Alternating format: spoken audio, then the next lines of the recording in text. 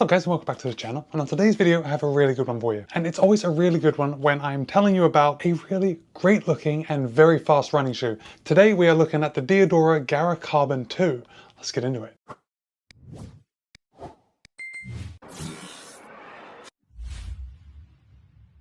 Alright, you know the drill, let's get started with those disclosures. DIADORA was good enough to send me this pair of the Gara Carbon 2 for the purpose of review. However, they haven't told me what to say. They don't have any editorial privileges, and all thoughts and opinions are my own. With that said, you're going to be able to pick up a pair of the DIADORA Gara Carbon 2 for $300. And yes, I know it's expensive, but the best news is that the price hasn't gone up over last year with the original Gara Carbon. Now, I should also say that I didn't run in the original Gara Carbon, but because that was such a hype shoe, I was really excited to get my hands on the Gara Carbon 2, and I'm glad that I have. Now, the Gara Carbon 2 does have 39 in the heel, 34 in the forefoot for a 5mm drop. DIADORA claims that in a US men's size 9, the Gara Carbon 2 will tip the scale at 8.1 ounces or 230 grams. However, in my size, a US men's size 13, the Gara Carbon 2 tips the scale at 9.3 ounces or 264 grams. So the weight of the Gara Carbon 2 is obviously very light, and it's positioned like right around the midpoint of comparable race day shoes. So for example, the ASICS Metaspeed Edge Paris also has a 5mm drop but weighs in at 225 grams. So that's 39 grams less than the Gara Carbon 2. Another really light competitor is the Nike Vaporfly 3 that has an 8mm drop and in my size tips the scales at 235 grams. So about 29 grams less than the Gara Carbon 2. Then we've got the TYR Valkyrie Elite Carbon that has a 6mm drop and tips the scale at 275 grams. So 11 grams more than the Gara Carbon 2. And then we've got the Mizuno Wave Rebellion Pro 3 which has a 4mm drop and in my size weighs in at 270 grams, so 6 grams more than the Gara Carbon 2. So it's a light shoe. Now, DIADORA calls this the ultimate race day tool, and they say that they have combined unparalleled performance with comfort, and I think they've nailed it. But what they don't talk about in their ad copy is how the shoe looks, and I just think it looks absolutely gorgeous. Now, of course, good looks alone won't win you any races or get those PBs, but it certainly doesn't hurt. So let's talk about the shoe. And if we start at the heel collar,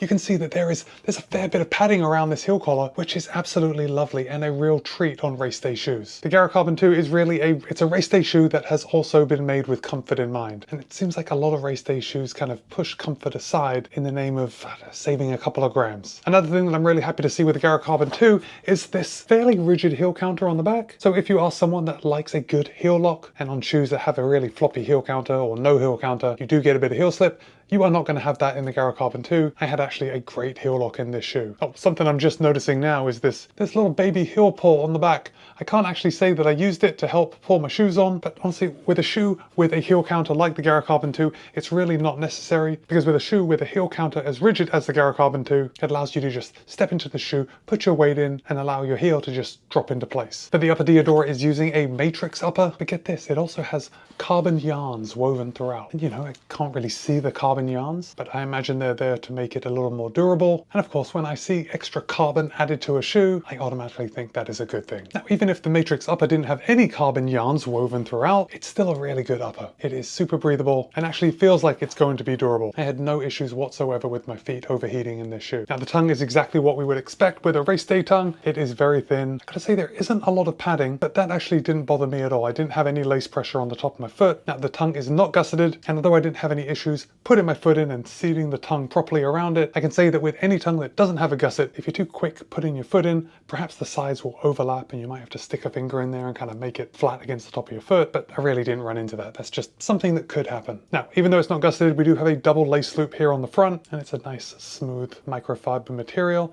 In fact, there are microfiber accents all around this shoe, which definitely contribute to making it look as good as it does. So now that we're talking about microfiber accents, let's talk about overlays. Because the eyelet chain is reinforced with that microfiber material. We do have a band of microfiber coming around this heel collar, but that's definitely for aesthetic purposes only. And also on the back, on the heel, that little baby heel pull is just a microfiber material too. Oh, I can't believe I forgot to mention this until now, but the laces are those serrated locking laces that we all know and love. When are shoe companies just going to give up and just give us locking laces on every shoe? So needless to say, my laces in the DIADORA Gara Carbon 2 didn't come untied at any point during any of my runs. That's a win. So let's come down to the midsole, and DIADORA is onto something pretty good with their Anima PBX midsole foam. Now, it's a supercritical PBX foam that increases rebound by 55% and reduces weight by 40%. What that is increasing the rebound and lowering the weight from, I don't know. Maybe it's just like the block of PBX before they super criticalize it. But either way, those are some good numbers, even if we don't actually know what they mean. Now, DIADORA isn't just throwing out numbers like that. They've actually tested the Gara Carbon 2 in a lab, and it has been been lab tested to show that it returns 80% of the energy that you put into it. And that is a fantastically high number. So the effort that you're putting in is going to be coming right back and sending you forward. Now, it's not just that Anima PBX midsole foam that's doing that. There is also a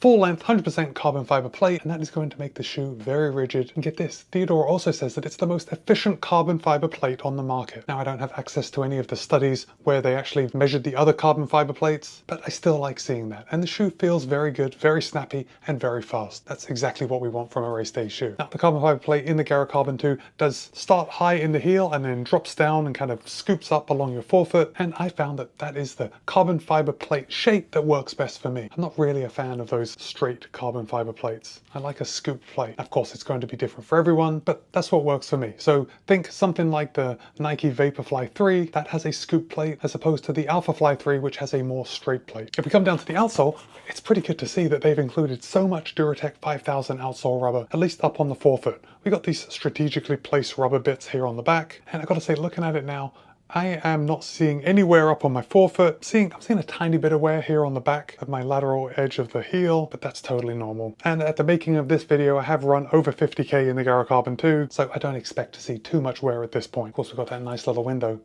showing the carbon fiber plate and a lot of exposed Anima PBX midsole foam. Now, when I look at the bottom of the shoe, I don't really see a super wide platform, but the shoe is not unstable in the slightest. In fact, oftentimes when I put on a new race day shoe, I expect it to be a little unstable, especially in the heel and, you know, going around corners or jumping up on curbs. But I was very pleasantly surprised with the Gara Carbon 2 at how stable it was. Remember, we do have 40 millimeters in the heel, so it's a pretty high stack height, or 39 millimeters, close enough. But I didn't have any issues jumping up curbs, making sharp U-turns. There was never a sense where my foot was going to kind of roll off the top of the shoe or that I was going to roll an ankle. So you're probably wondering how this shoe actually rides. How does it feel on the foot? Well, as soon as you put your foot in, there is a great step-in feel. It's very soft on the footbed. Oh, one more thing while I'm talking about the footbed. I do want to show you this insole. Now on the website, DIADORA says that this is EVA sheared and micro perforated. And I'm just going to pull this out, show you guys this. I'm not sure how well this is going to come across on camera, but this thing is the thinnest insole that I have ever seen. Like, it's barely there. In fact, it's so thin that when you just let go, it's very floppy. And I've taken it out a few times, and yeah, I'm glad I took it out to show you, but now I have to put it back in. And because it is so thin, it's a bit of a challenge to put back in. Like, you do have to make sure that it's seated in the back, and then you try and push it forward, but because it's so thin, it kind of bunches up. It doesn't just lock into place the way a thicker insole sometimes does. But that's okay. I mean, really, who takes the insoles out? Unless you're replacing them with something custom, I'm sure most of you never even remove them. Okay, so back to the ride. This is a race day shoe. It is made to go fast, and it feels good running fast. Now, what I do want to say is that this is one of the most friendly race day shoes that I've run in. So think about the Mizuno Wave Rebellion Pro 3. That shoe is made for runners that run a sub 230 marathon. Right now, I don't run a sub 230 marathon, and I still like the Wave Rebellion Pro 3, but I can tell that it's not made specifically for me. You're not going to have that problem with the Gara Carbon 2. It feels good and propulsive at all paces, so I think it's going to be a very welcome race day shoe for a lot of runners out there. Now, it's not a daily trainer. I don't recommend you take this out and kind of waste it on those easy runs, but when you want a light, responsive, and fairly soft shoe for those tempo runs, those workouts, and definitely on race day, the Gara Carbon 2 is definitely one to consider. So I have run in quite a few race day shoes, and I can say that the DIADORA Gara Carbon 2 can hang with pretty much any of those big race day dogs out there. So if you're wondering what race day shoe to get and you want something that looks absolutely fantastic, but you still want that performance, I think you found a winner with the DIADORA Gara Carbon 2. All right, so now I want to hear from you. Did you run in the first version of the DIADORA Gara Carbon? Are you thinking about picking up a pair of the Gara Carbon 2? Drop a comment and let me know. But for now, it's Matt B. This has been my review of DIADORA's Gara Carbon 2. Be kind, be happy, run well. See you in a couple of days.